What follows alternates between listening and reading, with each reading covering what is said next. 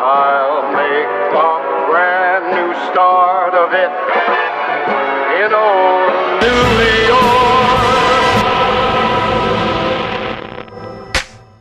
What is up, you guys? Welcome back to another one. If you are new to the channel, I am Gold Pony, and today we are in the new 2020 Subaru WRX, courtesy of Apple Subaru in York, PA. And so I'm in this one today, for one, because the WRX is awesome and I review it every year, but two, there are actually some significant updates for the 2020 WRX in terms of safety and performance, actually.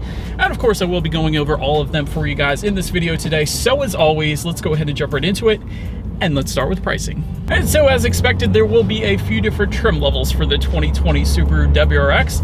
First one being the base. That one is going to start at $27,495. Then the premium starting at $29,795. And lastly, the limited, which actually is the one we are in today. This one is going to start at $32,095. But regardless of trim level that we go with, the power plant is going to be the same.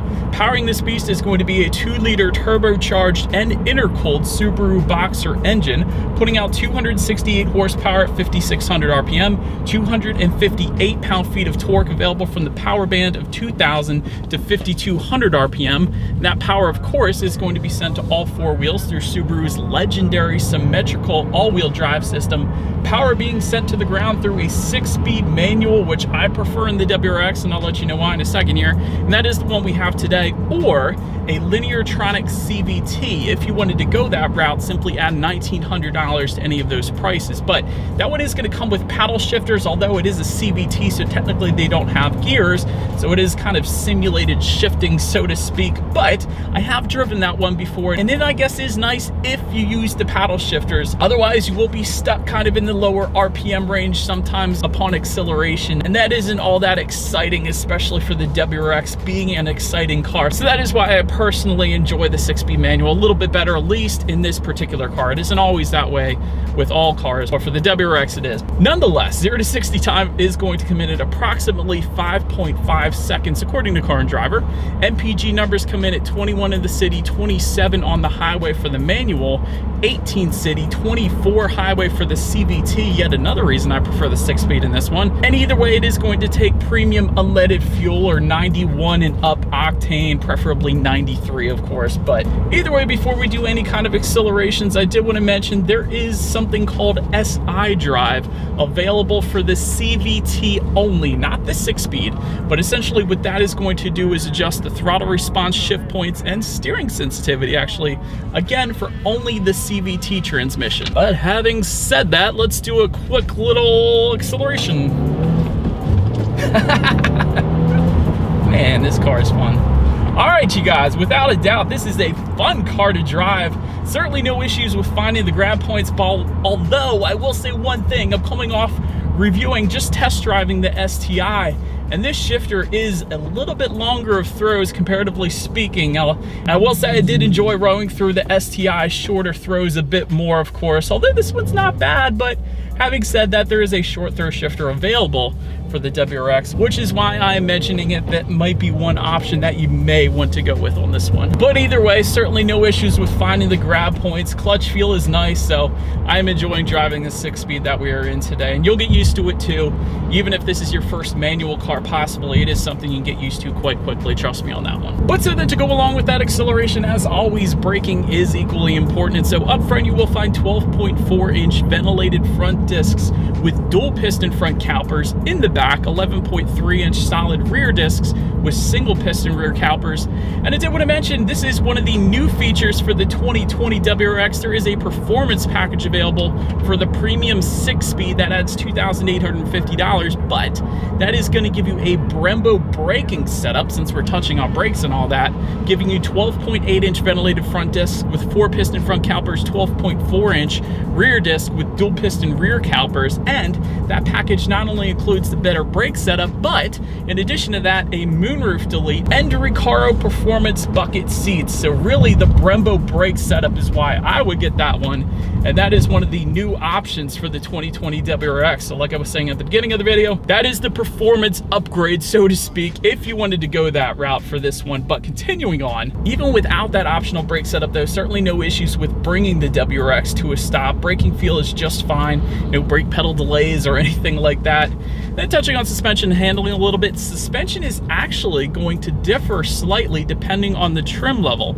For instance, base trim up front, you're going to get a strut type front suspension. In the back, a double wishbone type rear suspension, front and rear stabilizer bars. Of course, that is pretty much as expected. However, the premium trim is where it does get a little better, at least concerning the suspension. For instance, premium and limited trims are both going to give you an inverted type front suspension, which is the same setup as you will find on the STI, by the way. And by the way, that's a big deal, I guess, because it provides a little extra rigidity. But anywho, it is a little bit better than base WRX, I guess. But same setup in the back. As far as the steering feel goes, feels just fine to me. STI does have a little heavier weighted steering wheel, but the WRX feels just fine.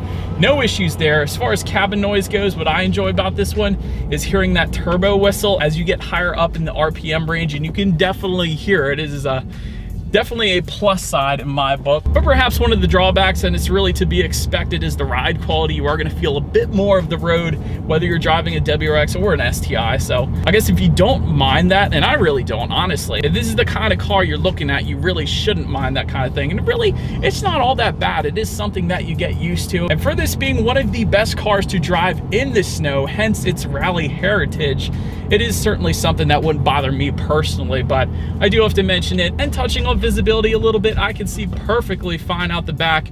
Certainly no issues there, and you're not going to have any issues really in four-door cars anyways. But that, of course, is right on point as well. But that about rounds up the performance segment of this review. Let's now go ahead and take a look at the exterior, and I'll continue to mention the changes as we go on here on this 2020 Subaru WRX. All right, so here it is, the 2020 Subaru WRX, dressed in black. Looks absolutely amazing, all black actually. But anyway, let's go ahead and make our way to the front. To the sides, projector beam halogen headlights you will find on the base and premium trim levels. However, if you were to go with the limited like we have here today, you are going to get LED steering responsive headlights, which is amazing. That means when you're going around a bend at night, those headlights will swivel based on your steering angle, basically, better illuminating what is around the bend. So really, that's a safety feature in itself. And by the way, the limited trim does also give you LED fog lights just below. Premium trim will give you halogen fog lights, so you still got fog lights there, but they're going to be LEDs with the limited though. Matte black accents can be found in that middle of the front bumper, although they do blend in quite nicely in this black exterior that we have today. Did want to also mention the ventilated hood will be sending air directly into the engine mounted intercooler, so it is functional and it looks good, believe it or not. So overall, the front end on the 2020 WRX definitely looks amazing. But making our way to the side, black window surrounds once again tying together with our black exterior that we have today. WRX badging within that front fender, so that's been there for quite a while now. That always looks good.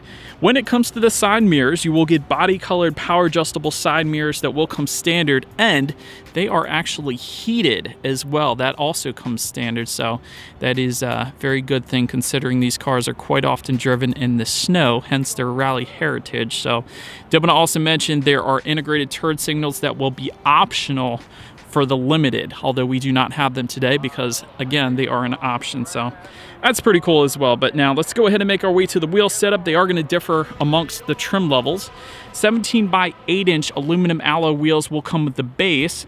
18 by 8.5 inch aluminum alloy wheels is what you're looking at right now, by the way, but that is going to be found with the premium and limited trim levels. And they will come with the double 5-spoke design, dark gray finish. And of course, love the side skirts on the WRX. Definitely looks right at home on this car. So overall, quite a nice blacked out look to the limited WRX that we have here today. But now let's go ahead and make our way to the back here. Shark fin antenna can be found up top, of course. Low profile spoiler can be found on all trim levels. I remember back when this generation WRX came out, the base trim level did not have it, although all of the trim levels do have that now, so in case you were curious about that. But let's just skip right now to the fun part. Integrated rear diffuser down below there. Dual exhaust outlets with quad stainless steel tips. So you guys know what we have to do next. Not going to go too crazy here, but as always, here is that exhaust clip.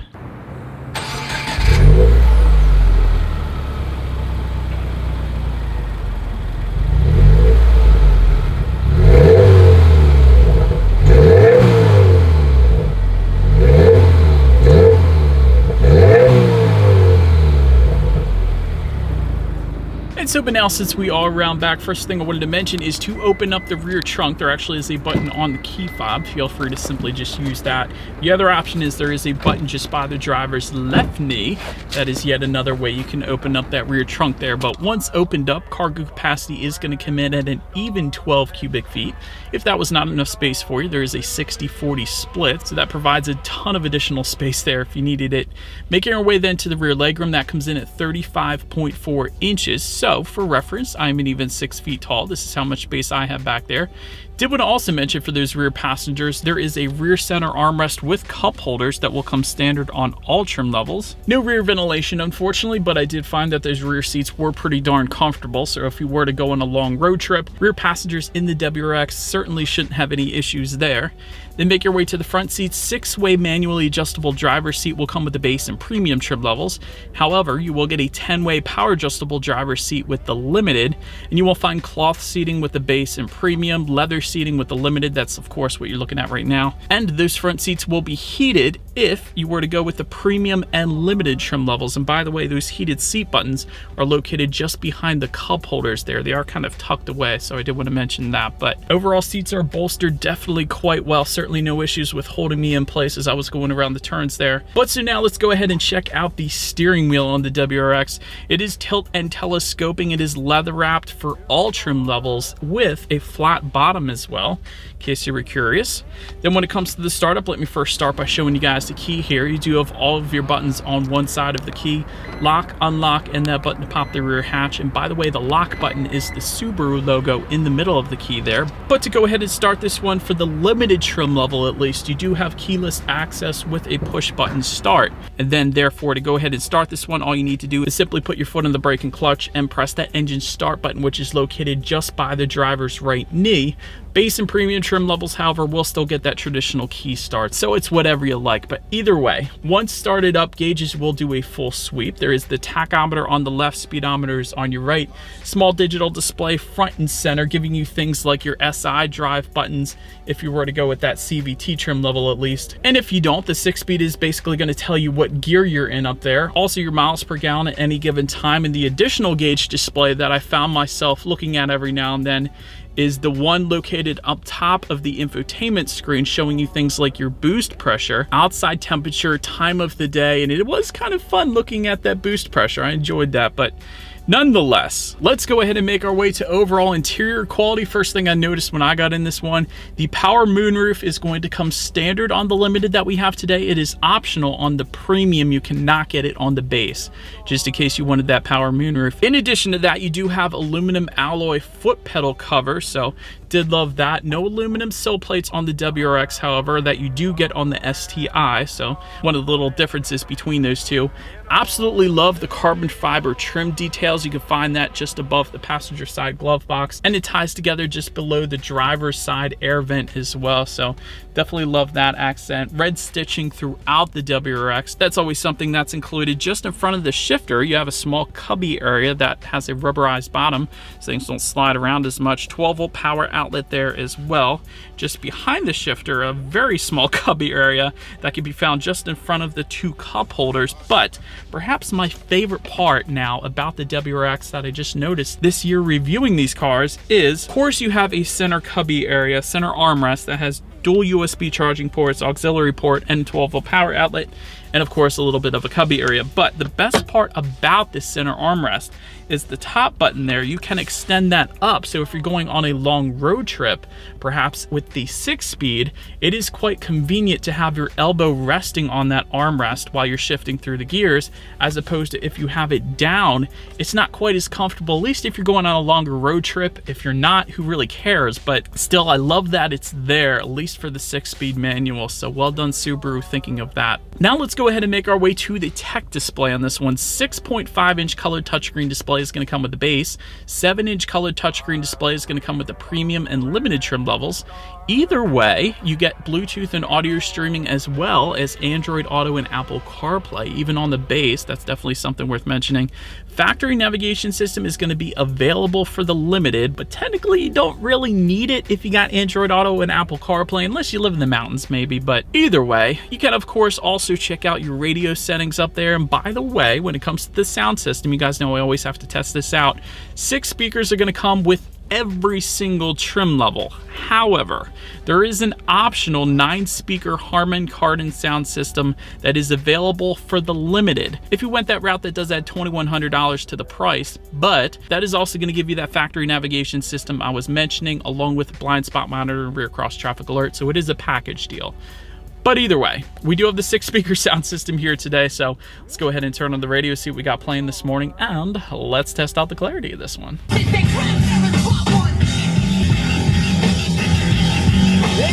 Wow, Rage Against the Machine. That was when I was like in I don't know, 8th grade, like a while ago. Rage Against the Machine, that was way back in the day.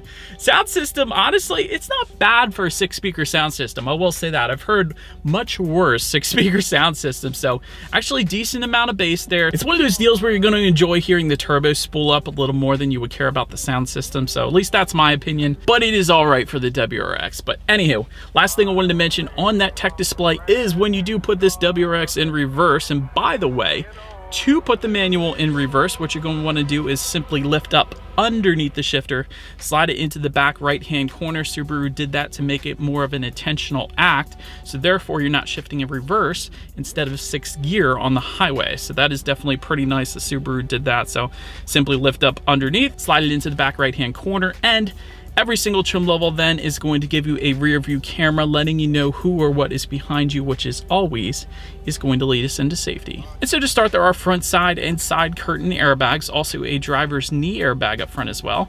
In the back, you're going to have latch, aka lower anchors and tethers for children for the rear car seats.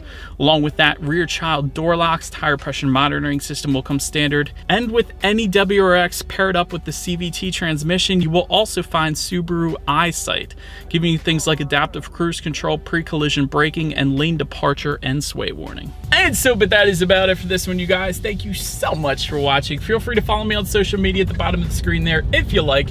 Be sure to hit the subscribe and the bell notification button if you're into new car reviews. That is what we do here on this channel. After all, do appreciate you guys watching more than you know, and I will see you guys in the next video. Stay gold.